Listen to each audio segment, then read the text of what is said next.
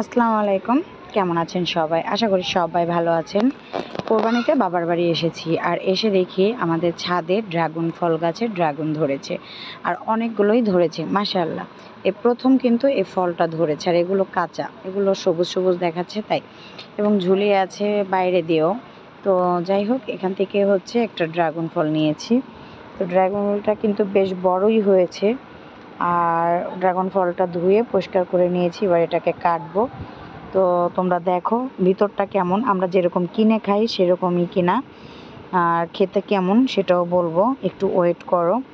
তবে ড্রাগন ফল গাছ থেকে পেড়ে এভাবে খাওয়ার মজাটাই আলাদা, আর আমরা কিনে খাই সেটার কিন্তু টেস্ট আলাদা।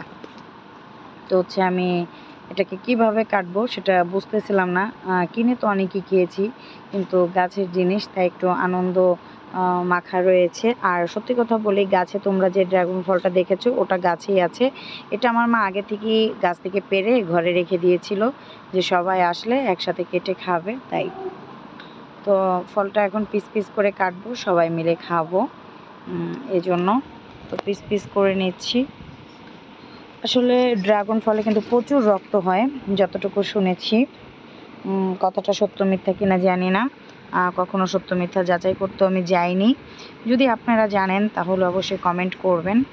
আর নিজেদের গাছ থেকে ড্রাগন ফল এরকম কেটে কারা কারা খেয়েছেন, গাছ থেকে পেড়ে আমাকে অবশ্যই কমেন্টে জানাবেন। আর সবাই ছাদে এরকম ড্রাগন ফল গাছ লাগাবেন, আর নিজেরা এরকম পেড়ে পেড়ে ঘরে খাবেন।